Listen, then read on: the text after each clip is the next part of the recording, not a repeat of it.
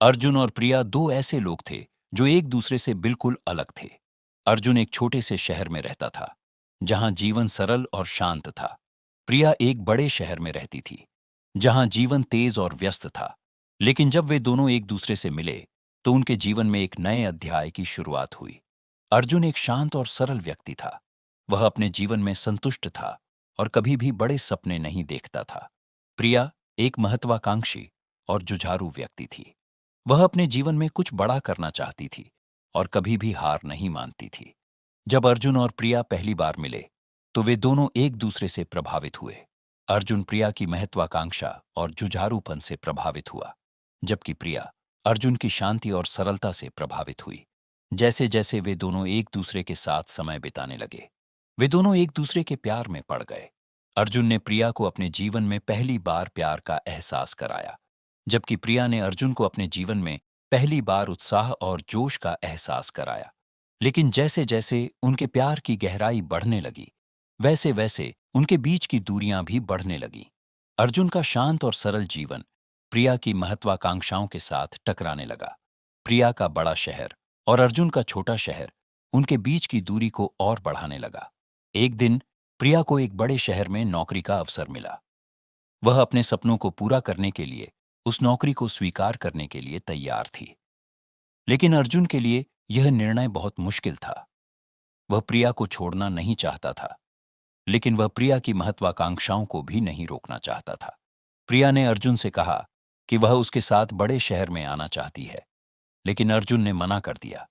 वह अपने छोटे से शहर में ही रहना चाहता था। प्रिया ने अर्जुन को समझाने की कोशिश की, लेकिन अर्जुन ने अपनी बात पर अड़ा रहा। प्रिया ने अर्जुन को छोड़ दिया और बड़े शहर में चली गई। अर्जुन ने प्रिया को बहुत याद किया, लेकिन वह अपने निर्णय पर अड़ा रहा। प्रिया ने बड़े शहर में अपनी नौकरी शुरू की और अपने सपनों को पूरा करने के लिए कड़ी मेहनत करने लगी। लेकिन प्रिया को जल्द ही एहसास हुआ कि उसके जीवन में कुछ कमी है।